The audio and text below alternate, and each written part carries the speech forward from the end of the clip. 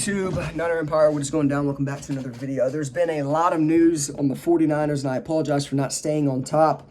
I've had to work, and all these rumors and news articles came out, obviously, and all this breaking news shit came out when I was at work. So I'm here to cover pretty much the main signings and the main re-signings that the 49ers have had so far, all into one video, and then any, obviously, news after this video, I'll make, separate videos on. But either way, I just want to catch up in one certain video. So first, the 49ers re-signed Kyle Juszczyk.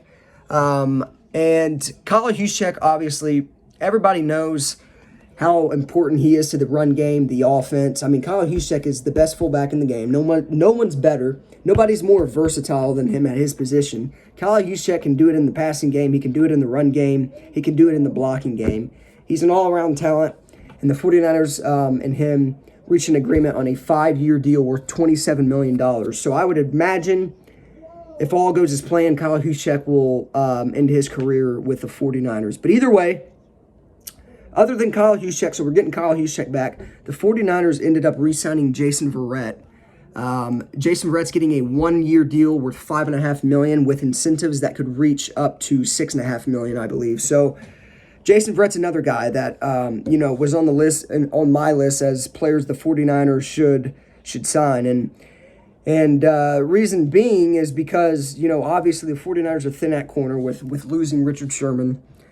Jason Verrett has had an injury-filled career, but for the past 2 seasons, he's been fine. And he started 13 games for the Niners last year and played at a very, very high level in each of those 13 games. So signing Jason Verrett and bringing him back to the, to Santa Clara was a big move. And Jason Verrett likely will probably be the starting cornerback for the 49ers this upcoming season. So Kyle Juszczyk, Jason Verrett, 2 big-name guys that I wanted the 49ers to bring back. Now, I don't know so much about Kaijuan Williams. I really love Kaijuan Williams.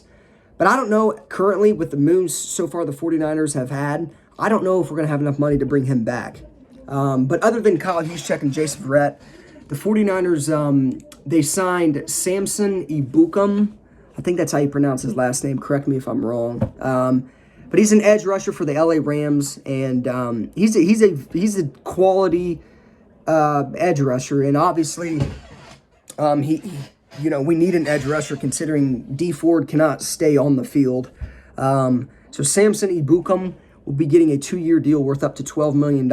And D Ford, speaking of D Ford, the 49ers restructured his massive contract. If you guys do not remember, the 49ers signed D Ford to a massive contract back in,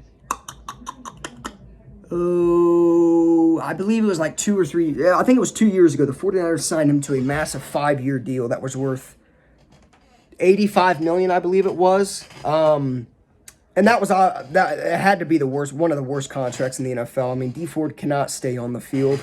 So the 49ers ended up restructuring his contract. So now the new D Ford contract currently is 2 years worth $24 million. That's beautiful. And the reason being is, for one, 49ers are going to save money by doing that. For two, D Ford's not worth $85 million over 5 years.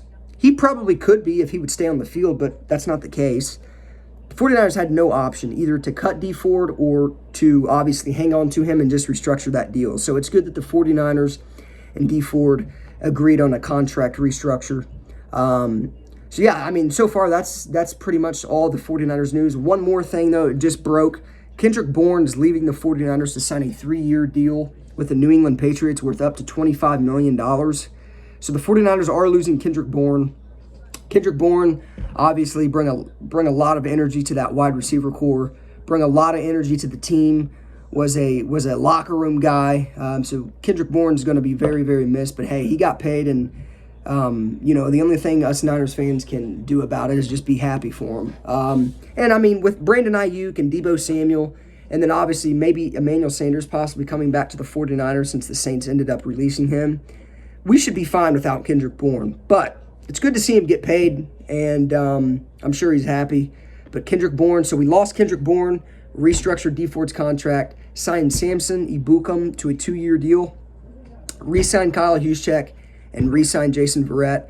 still waiting on more news to break. Hopefully the next thing is re-signing Kaijuan Williams. The 49ers have been very, very active, not only outside of the building, but inside the building. They brought back a lot of familiar faces, and that's what the 49ers have wanted to do all along. So yeah, I mean, I expect way more moves from the 49ers, but that's just pretty much me addressing all the recent news and all the up-to-date news. But other than that, after this video, if any other other news drops, they're going to all be in separate videos. I just wanted to make one video and kind of talk about all the news I've not uploaded on. So yeah, those are big moves by the 49ers.